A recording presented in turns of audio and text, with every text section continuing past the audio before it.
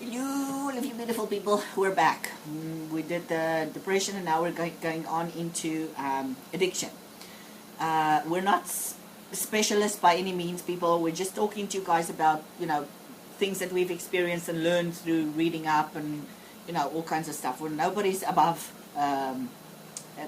depression and everything. I'm pretty sure most people go through it at some point in life. Okay, so now we're going to talk really loudly, husband. We are? Yeah, we are. Okay. So, we were talking about dopamine, actually we're supposed to talk about dopamine and addiction. So tell them about that, and then I'll go on into the whole porn thing, which I studied. Well, this is just our take on it from reading Loudly. stuff. There's this thing called reward deficiency syndrome, which is a new term. I mean, in the past, doctors and whatnot all just thought dopamine was bad because it was associated with addiction. But really, it's if you don't get enough reward, enough pleasure or enough satisfaction out of life, that you look for some other stuff, and that's where the addictions start. Why is it that some people can be satisfied with just a small slice of chocolate cake, and other people won't be satisfied unless they eat the whole cake? It's a food addiction. Right. But some people have more dopamine receptors in their brains, and others are maybe worn out. Okay. That's why the addict always has to have more. And people, I want you to think about something, okay? You know that there's this whole stigma, okay, that's clinging to alcoholics and drug abusers and stuff like that, right? But here's the thing that you guys should think about. I don't know, 90% of the people in America is obese. I don't know if it's 90%, but I mean a huge population of people are obese, okay? Obesity comes from food addiction. People eat and they cannot stop, okay? So they eat because they are trying to fix food, or use food to fix something that's wrong in their lives, to make up for lack of satisfaction elsewhere. I mean, there's nothing nice maybe in their lives other than food. Food's the one thing they can control and enjoy, for example, maybe. Okay, so here's the thing. A funny thing that I told you guys before in the other video that we have some alcoholic friends and whatnot, and we've been to AA meetings and stuff like that, right? We've learned a lot through that, in the sense that I don't know if you guys have ever learned about the 12 steps of AA. Okay, they use it in all addiction groups. Okay, there's this 12-step program for the Alcoholics Anonymous. We actually have the book, and we've worked through the Alcoholics book, right? So when people come to me and talk to me about depression or stuff that's in their life, okay, this is my advice to them: go and buy the Alcoholics Anonymous 12-step book. Like, no kidding, no kid of a lie, or the big book or whatever. Okay, so use that book and go through those steps, okay, because you learn so much about yourself. It's like, females like to do those what are those things that we used to do also at one point, the love bank and the emotional, those questionnaires. Yeah, those questionnaires, and then it kind of gives you at the end, it says, okay, so it talks about your love bank and your emotional needs and stuff like that, right? Men usually don't like doing shit like that, but females, they like it because you learn a lot through stuff like that. It teaches you something about somebody, right? So with the 12-step program, this is what I tell people. Whatever the problem is in your life, do the 12-step program and buy the Alcoholics Anonymous book. And everywhere where it has the word alcoholics or alcohol or something, you replace the word alcohol with whatever your problem is, okay? Whether it's food addiction, whether it's depression, whether it's shopping addiction, whatever the problem is in your life, give a word to that problem that you have, and put it in the word alcohol. Every single time you get to the word alcohol or alcoholics, okay, replace it with that word, because that program helps for, there's a bulimic, what is that one lady told us about, this group that she went to, bulimics, I don't know. But Overeaters Anonymous. Overeaters Anonymous or something, yeah. Every kind of addiction. The basic thing is they all do the 12-step program. And I'm telling you something. You will learn shit that you have never known in your life about yourself, and your situation, and about people in your life. Like, it's not just a little peek into something. I mean, this thing is a revelation into your life, your emotions, the people around you. How do you react to things? How you see life. Like, it will change your whole life. Like, kid you not, okay? So that's one thing that everybody that's stuck with depression, I mean, I get people that's coming to me, basically because I'm always doing the fitness videos, saying to me that I suffer from depression and I can't get myself up from the couch to even brush my teeth, let alone lift a dumbbell or something like that. And we'll talk about that a little bit, but let's talk about the addiction first. Okay, so Johan was telling you guys about the dopamine receptors, right? In my TNN video, I was telling you guys, like, okay, when somebody starts on crack, and I don't know anything about drugs, so like a retard, I said, okay, I'll eat a teaspoon of crack today, and for the first week, a teaspoon of crack will help, and the second week, you're going to need two teaspoons. That is because of that dopamine thing that Johan's talking about, right? So, and also, I got a lot of people that asked me about the porn addiction. Now, Johan didn't go and study the whole porn addiction, but I actually read up on something, and it I always press buttons to get me to stuff, and I never follow links. Yeah, follow links, and I can never get to the stuff that I got before. I suck at computers, but somehow I get miraculous things you would not believe. Okay, so people wants to know the difference between porn addiction and people just watching porn, because we've discussed porn before, right? And I said to you guys, within marriage, okay, nothing is wrong. There's nothing within marriage that is wrong if both parties enjoys it, okay? So I'm not saying porn is wrong or porn is right, okay? For me and Johan, we'll talk about what we think about porn, but it would be nice, actually, for females to get a male's version of the truth of porn and what happens, because as I was reading about porn and what happens to people that actually has porn addictions, not everybody who watches porn has a porn addiction, okay? It's only when, like, why do people watch porn? That little man that Johan was talking about, okay? Maybe a chocolate cake doesn't give this person satisfaction. So sex gives him, or orgasm gives him release, okay? So he'll turn to, most probably, like, I don't know what his situation is at home or whatever, but he needs some form of release, okay? So it starts out as masturbating, okay?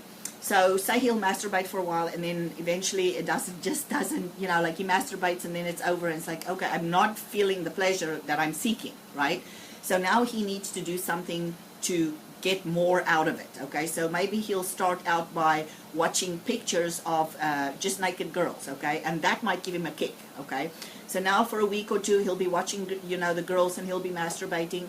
And then after 2 weeks, the girls don't give him the kicks anymore. So then he'll start with maybe watching soft porn, He won't need much at that point in time. Just starting with the porn, blah, blah, blah, watching the soft porn, that will give him kicks. Eventually, after watching 600 videos and, masturbating 600 times a day or whatever, that porn is not going to do it anymore. So then he needs to start going into hardcore porn. And then the hardcore porn, after a while, doesn't work. Because why, honey? Why does that happen? Well, you get desensitized. Exactly. And, I mean, really, you're trying to fix a problem in your psyche, really. Mm-hmm. There's a hole that you're trying to plug with something else. Okay. And any form of addiction, okay, this is the sentence you say. Any medication that makes you feel better is addictive. Yes, because if there's a pill that makes you feel good, guess what? Everybody's going to want to feel good all the time, so they're going to be taking those pills, especially if you can feel good without actually getting off your ass and doing something about your situation. Yeah. Sure, it'll be addictive. Yeah. So that's when we'll talk about, as I talked about in the earlier video, where you need to make changes in your life and you need to reevaluate your life. So let's go back to the porn, okay? So as I was reading up on this, okay?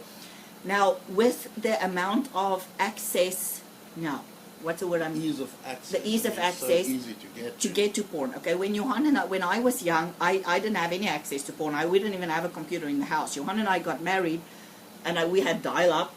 Well, at that point there was no even even internet yet. Yeah, That but was when we got married, didn't we have internet? No. No, the so it was first couple of years there was no internet. Oh, okay, yet. so there was no internet. Okay, but this is the See, problem. we've been married a long time. Yeah, we're old.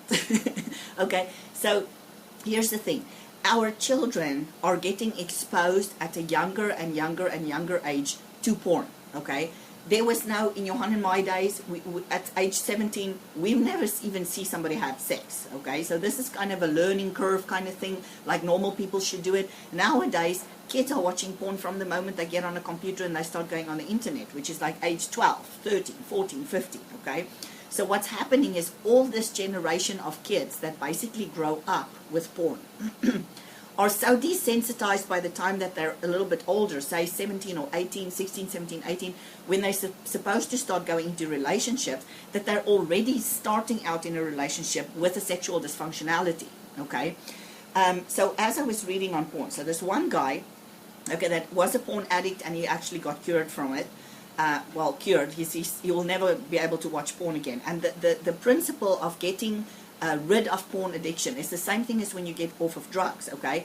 You're going to feel so shit for the longest time before your brain gets down-regulated, before anything can happen, that, you know, you keep on wanting to go back to it. But anyway, things get so bad that, okay, so it's the same thing as with the medication. So I was reading up on this one guy that was a porn addict and he's now better, okay? He was telling us how bad, he was telling his story and how bad it went for him. He ended up, he wasn't, I don't think he was married, he was single or whatever, but he ended up so far down the line that a normal, I mean, he went hardcore stuff. He went from, you know, all the main stuff to friggin' going into animals, going into all kinds of stuff, like just to get something going. Because in the beginning, the naked girls would give him an erection and he would be okay. Later on, that didn't give him an erection anymore, so he had to go into heavier stuff, right? It got to the point where his dopamine or He was so desensitized. He was so desensitized to what he was watching that nothing could give him an erection at all, okay? To the point where he couldn't even walk down the street, and if you see a pretty girl, you know, you get excitement down there. Nothing worked for him. He was completely, nothing worked. Nothing could get it up. And he actually had a point where he had 3 television screens and a bunch of computer screens down, and every single one of them had a different porn video going on it. And that's the only thing. He had to literally go flashback to flashback to flashback to see. Now, you know, not everybody is that bad, but this guy specifically said that he had to feed himself with so many visuals to even get an erection, to be able to get an orgasm. It was dysfunctional completely. Like, he could not get he could not have normal sex whatsoever. No woman on the face of the earth could arouse him, even if she looked like a Greek goddess. Nothing like that worked, right? And then he was also telling the story of how he actually got off his addiction, and actually he's helping other people to get off of porn addiction. So and that's why he's preaching this to everybody, like how, you know, his life went with a porn addiction and how he ended up getting rid of it. So there's a lot of people that you know, they say, okay, for most addictions, you can't really cut down on addiction. It doesn't work. You need to kind of cut it out, and then you're going to have to suffer through the withdrawal and everything before things start getting better. Because there's a lot of people that say, you know, that contacted him, and you could read the threads down yonder where they were saying, okay, you know, I can, I'm not at the, I'm at this point. Say I have to watch, you know, about a half an hour's worth of porn before I can actually get an erection, right? Blah, blah, blah. So his advice to those people were cutting it out completely, not watching it at all whatsoever. And oh my God, it is hell for those people to not do that, okay? Because can you imagine the only release you have is like masturbating? Because most of the people that have porn addiction can't have regular sex anymore unless they get that constant stimulation, like visual stimulation all the time. They can't keep erections, so their own personal relationships get so screwed up because they can't have sex with their wives. They can't, you know, they can't get erections anymore through normal, like you can make out with your wife and, you know, normal, what would you call it? There's no chemistry between him and his wife or him and his girlfriend or whatever. That's how down-regulated their brains get, that they become completely dysfunctional. Okay, so the cure for that one is the same as with drug addiction. You know, you go to a hospital, you get detox. It's the same thing with porn addiction. You need to cut it out completely. And it takes a lot longer, actually, for porn, for your sexual dysfunction to get better, from that than from drugs and whatnot, because it's a mind thing. Okay, there's no real cure Yeah. for any addiction, by the way. Yeah. You don't get cured and then you're better. You're an addict for the rest of your life. If you're in recovery, I mean, that's the recovering addict's not cured. Yeah. However, for food addicts, that must be the worst possible situation, because I mean, an alcoholic can stay away from Alcohol and not be tempted. A drug addict can stay away from places where drugs are available. Porn Hell, you addict gotta can eat. stay away. Yeah. But you gotta eat food. every day, so I don't know. Yeah. That's the worst one. Yeah, and it's the most common one. Here's the thing, people always look at addicts from alcoholics and all those kinds of things as people that they have no control over their life, they're so weak, you don't want to mingle with them. You typically talk about an addict and you think it's somebody that's on the street, that's homeless or whatever, and that's not the truth. There are a gazillion people out there that live normal lives, that go to work every day, they bring an income into the house, but they're addicts, okay? So food, yes. So all the people who have food, every single person that's fat, chances are fat, overweight, or obese. Chances are you have an addiction to food. Okay, so you can't take food out of your life. So that's why it's so important that you start dealing with the issues that is causing the addiction to food. Okay, so that's where so let's start now. We've done the porn addiction. I hope that that answered your question. You basically asked me to talk to you guys about the porn addiction. I'm telling you what it is and what the signs of it is and what happens.